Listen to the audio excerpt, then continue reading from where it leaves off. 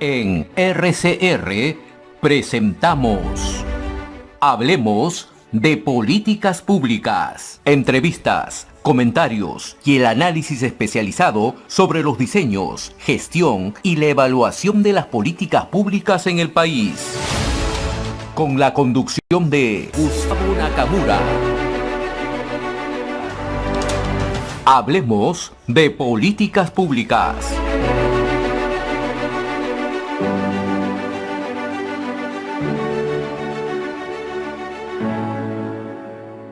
Queridos amigos, bienvenidos a su programa Hablemos de Políticas Públicas. Gracias siempre a la Red de Comunicación Regional y bueno, hoy hemos empezado unos minutos más tarde para tener una entrevista importante porque el país sigue habiendo protestas, en el país hemos dado sucesos complicados, ¿no? El día de ayer en un panorama, en un programa televisivo, salieron imágenes donde la ex premier, en su momento la hoy congresista Betsy Chávez, sí estaba presente, todas indicar cuando el presidente Pedro Castillo emitió ese mensaje a la nación donde quiso imponer un golpe de Estado, quiso dar un golpe de Estado.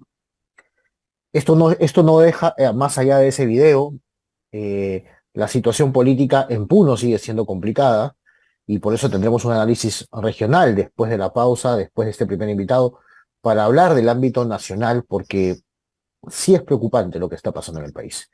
No hay soluciones al tema, más allá del buffet de los congresistas o no buffet, o si compraron la alfombra o no la alfombra. Curiosamente surge en una semana donde el ministro de Educación saca y destapa las consultorías. Hoy lo están atacando nuevamente al ministro de Educación por algunas declaraciones. Y la gran pregunta de qué hacemos con todo esto de este espacio es una reflexión para ya darle el pase a Miguel Ibarra que nos acompaña, es ¿qué estamos haciendo? ¿Eso son políticas públicas? ¿Nos estamos preocupando si que realmente todos empujamos el carro para que el año escolar empiece como debe empezar? ¿O estamos cuidándonos para que no nos descubran lo que hicimos antes, señores políticos? ¿Qué es lo que están buscando ustedes de la población? ¿Y cómo así quieren atraer talento? Así como el Ministerio de Educación se hizo muchas campañas mediáticas para atraer el talento docente, y al final no hubo talento docente, hay poca ingreso al sistema docente, al sistema educativo peruano. Lo mismo hablo del sistema político. ¿Quieren que las buenas personas con sólidos principios y valores quieran entrar a la política o quieren que la gente buena se alargue del país y por lo tanto no entre en política? Esa es una reflexión que hay que hacerlo si realmente queremos que las cosas cambien. Entonces, ni más ni menos, le pido a Miguel Ibarra. Hola Miguel, ¿cómo estás? Muy ¿Qué buenas tal? tardes. Bien, Miguel Ibarra es analista Buenas tardes. político. Buenas tardes, Miguel. Miguel, la primera pregunta que te hago es, ¿qué va a pasar con el caso de la señora Betsy Chávez ahora con este video? ¿Qué ha pasado? ¿Qué está pasando en el Parlamento? Para que nos des tus primeras impresiones sobre este video, donde supuestamente ella no sabía nada, ¿no? Pero parece que sí sabía. ¿Qué implicancias tiene esto para la política peruana? Bueno, en principio la Subcomisión de Acusaciones Constitucionales hoy el día de hoy aprobó por 17 votos a favor y uno en contra denunciar políticamente a la congresista Betsy Chávez por su participación en el golpe de Estado que planteó el presidente Castillo. Las imágenes que todos hemos visto en televisión el día de ayer han estremecido al país en el extremo que más allá de poderse evidenciar que el presidente participó en este proceso, se ha corroborado lo que se decía a gritos, ¿no? Lo que se dudaba a voces, que era que efectivamente había habido todo un equipo detrás de él, incentivándolo, promocionando, fortaleciendo esa posición de él de ir hacia un golpe de Estado. Se ha evidenciado finalmente que Betsy Chávez estuvo presente en ese lugar junto con el premier, y hubieron también otras personas que han participado en ese proceso y que van a ser investigadas. Pero lo grave de este tema es que volvemos nuevamente a la crisis política en el país, ¿no? Tenemos 4 temas que ya acaparan literalmente las grandes portadas de los medios de comunicación. Por una parte, el tema de las consultorías en el Ministerio de Educación y en SUNEDU, que está siendo investigada y que la Fiscalía incluso ha ido a allanar las áreas de los funcionarios para poder encontrar evidencias. Tenemos el caso también del Congreso de la República a propósito de los celulares, de las comidas, de las alfombras, que propició la renuncia del oficial mayor innecesariamente. Y creo que el oficial mayor José Chevasco Piedra, de larga data en el Congreso, ha como para evitar una crisis política mayor, ¿no? Se ha cedido. Tenemos también la crisis promovida por Betsy Chávez recientemente, así como también los casos de los congresistas, como se ve hace poco, que cobraban cupos a sus trabajadores. Entonces hay toda una crisis política que, propiciada o no por los sectores de oposición al actual gobierno para generar más crisis y hacer una reforma y la elección de un nuevo Congreso, un nuevo presidente, está generando una crisis profunda en la institucionalidad democrática. Pero lo más grave de esto es que no vemos una reacción clara por parte de los políticos. O sea, no existe una hoja de ruta, no existe una declaración formal, todos se dedican a defenderse. También existe el cuestionamiento recientemente, por ejemplo, a cómo los partidos políticos que reciben fondos para su capacitación probablemente no lo estén empleando específicamente para capacitar y fortalecer su institución política, sino para generar ciertos beneficios. Entonces, pues toda esta información que salta, si bien es cierto, genera un caos y una crisis política en la población que genera rechazo, porque a todos nos genera rechazo inevitablemente, pero sí nos lleva a una reflexión, como decía anteriormente, ¿no? ¿Qué está haciendo la clase política por enmendar los errores, por establecer una hoja de ruta y por poder decirnos qué es lo más importante ahora? No existe, por ejemplo, una hoja de ruta respecto a cómo va a ser el proceso de reforma electoral a la fecha. ¿Vamos a ir a elecciones o no? La Comisión de Constitución, Gustavo, ha citado para el día de mañana, a las 9:30 de la mañana, una sesión ordinaria para debatir un solo tema, que es el adelanto de elecciones, que sería en abril del próximo año, ¿no? Porque tiene que aprobarse además como es reforma constitucional en 2 legislaturas. Tendría que ser en esta, que acaba en 15 de junio, y en la siguiente, que arranca en agosto, para poder convocar elecciones en el 2024. Entonces, es un solo tema también que va a concitar la presencia de la prensa el día de mañana, es decir, ¿el Congreso aprueba o no? Ya hemos visto claramente que en la última legislatura, o últimamente cuando la sesión de pleno pasado se consultó el reabrir el debate sobre el adelanto de elecciones, la respuesta fue no. No se alcanzaron los votos. Y quizás mañana, y lo más probable, sea que la comisión tampoco alcance los votos o se postergue el debate del dictamen. Entonces, ¿para qué convocan si no tienen votos? Simplemente para el aplauso político de algún sector u otro, porque sí, ellos sí están a favor y otros no. O sea, no tiene sentido, ¿no? Cuando el país arde en Puno y no hay soluciones concretas sobre el orden interno en Puno. Efectivamente, Gustavo. Además, también también es cierto que aunque pudiera hipotéticamente aprobarse el día de mañana, la decisión final la tiene el Pleno, no la tiene la Comisión. O sea, la Comisión puede elevar el dictamen, aprobarlo por mayoría simple, pongamos, aunque sea por un voto o por mayoría absoluta, pero cuando llega al Pleno pasa lo que pasó el jueves.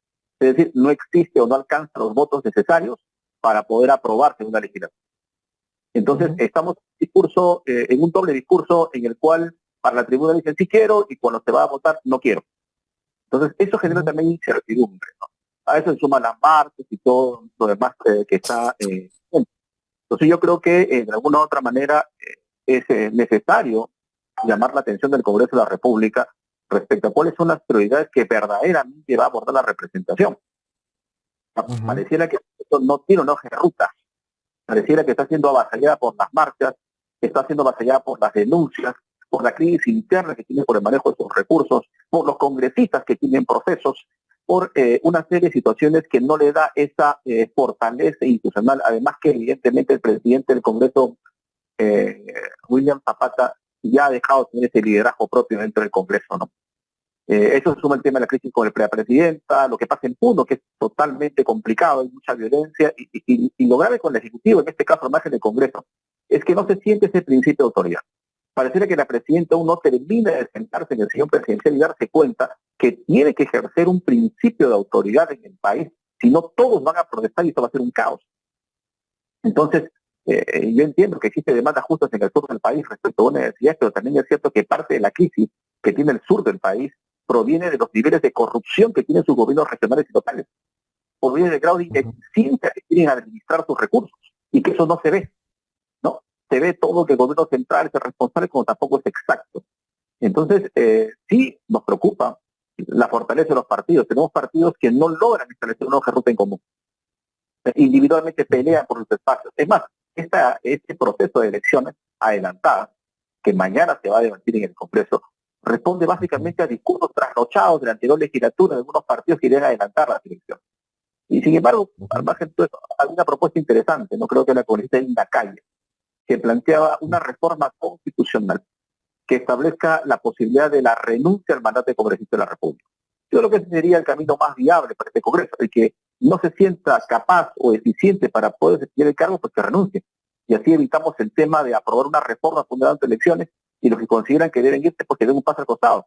Pero es un tema, por ejemplo, que el Congreso no quiere debatir, para que sea más rápido y se puedan retirar lo que quieran. Pero veamos pues mañana con seriedad lo que va a pasar en la comisión, porque sigue siendo un tema político. Y después de esto, la gran pregunta es, ¿y cómo está el tema de la educación?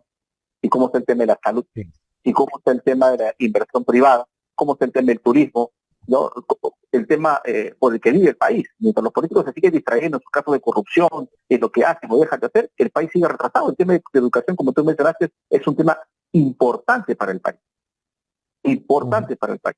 Hay una pregunta para decirle al ministerio si este año o en la prueba de evaluación PISA el país seguirá ocupando los últimos puestos a nivel internacional o habremos siquiera escalado un punto, ¿no? ¿Cómo está el tema de infraestructura con los estudiantes? ¿Qué hacemos con esa gran brecha que no pudo estudiar en tiempo de pandemia que está nuevamente reinsertándose? ¿Qué hacemos con el caso de corrupción? ¿Qué hacemos con la Superintendencia Nacional de Estados Unidos, ¿no? Que tiene conflictos todavía para poderse instalar. Entonces sí, hay temas serios que son de carácter técnico y que el país tiene que ver. Mientras los políticos por otra parte siguen debatiendo si se compraron un iPhone de 14.000 soles o si a la fiscal de la nación le compraron un Audi con todo su consejo. Entonces hay temas que sí son importantes para el país y creo que nuestra clase política no lo está viendo. Y es importante si llamado la atención aquí, ¿no? Porque ahorita Totalmente. todavía la crisis económica, todavía la crisis económica no se siente. ¿Qué queremos esperar? Si llega el 2024 con una crisis tan grave que empiece el acaparamiento, la falta de precios, sin más, si tú ves ahorita el sistema bancario, todos los créditos han subido en interés, ¿no? La tasa es más alta por un factor riesgo. Entonces pareciera que tampoco los políticos se están dando cuenta de que sus acciones están generando una crisis en el sistema financiero, al punto de que el que quiere comprar una casa no va a poder porque la tasa subió, si le piden más requisitos. Así como que el que quiere abrir empresa o tener un crédito de pyme para poder crecer, su tasa de interés sigue siendo más alta por el riesgo país. Entonces son temas que sí debieran preocuparnos, Gustavo. Totalmente, Miguel. Hay muchos temas en agenda en el sector, en todos los sectores de políticas públicas, porque eso es políticas públicas, que no se están haciendo, ¿no? Las noticias es que el embajador nuevo en la OEA, el representante de Perú ante la OEA, como el señor Gustavo Adriansen, ya está, ¿no? Que está bien, hay que saludarlo, felicitarlo y adelante, que le vaya muy bien en esta misión, pero la pregunta es, o sea, la gente con esto no come. Otra vez, creo que los políticos lamentablemente están muy desconectados de la realidad. La gente quiere seguridad, la gente quiere calidad de vida, quiere buena educación, quiere salud. Lo mínimo que piden todos los que pagamos impuestos. Quieren orden interno. Nada más les cuesta cumplir el mandato para el cual fueron elegidos o designados. Eso es todo. Y me quedo con una frase, Miguel, porque el tiempo nos ha ganado, con una frase que ayer el ministro de Educación dijo. Dice que entrevistó a la directora de una dependencia del Ministerio de Educación y le dijo, ¿qué han aprendido los estudiantes durante estos 2, 3 años? Y la respuesta de la directora general le dijo, no han aprendido nada, señor ministro. Es terrible que un funcionario diga eso, señores. ¿Qué hicieron los 2 años de pandemia? Entonces, Aprendo en Casa no funcionó. Por ejemplo, el campo educativo. ¿Qué hicimos con la atención primaria en el caso de salud? ¿Por qué los hospitales se siguen cayendo a pedazos, las escuelas a pedazos? Falta médicos. O sea, a ver, plata hay. Y el país tiene la oportunidad de endeudarse más porque nuestra deuda no es tan alta a comparación de otros países. Pero también es cierto que la gente ya no quiere venir a invertir al Perú por la situación política, por la crisis política que nuestros políticos nos han puesto en este momento. Y acá ya no es de izquierda, ni de derecha, ni de centro, ni de izquierda. Aquí simplemente todos tienen que ponerse una mano al pecho y dos dedos de frente y saber que esto es insostenible, este país. Y la gente quiere una tranquilidad y una seguridad. Ojalá, Miguel, que mañana no sea solamente por cumplir esta acción de la Comisión de Institución. Le deseo el mejor de los éxitos a Nano Guerra, que tengo el gusto de conocerlo incluso. Ojalá que les vaya muy bien a la comisión. Porque si la comisión acepta y pasa al pleno, el trabajo de la comisión es convencer a sus congresistas, a sus amigos congresistas, a sus bancadas, a que voten a favor de este tema y no se siga derramando más este país las grandes oportunidades que nos estamos perdiendo y oportunidades que pasan, oportunidades que ya no podrán regresar. Miguel, te corto, lamentablemente la entrevista quisiéramos seguir más, pero el tiempo nos ha ganado. Yo te pido, por favor, a ver si el viernes también estás con nosotros para ver qué pasó en la semana, qué pasó mañana en la Comisión de Constitución y qué pasará de acá el viernes. Tranquilamente tenemos una serie de Netflix en este país. Muchísimas gracias, Miguel. Gracias a ti, Gustavo, y esperemos que mañana la comisión esté iluminada y que el Congreso pues trate de mejorar su trabajo en beneficio del país. Como tú lo has mencionado, el país quiere trabajar, el país quiere empleo, quiere producir, quiere movilizarse para generar riqueza y tranquilidad a sus familias. Hablemos de políticas públicas.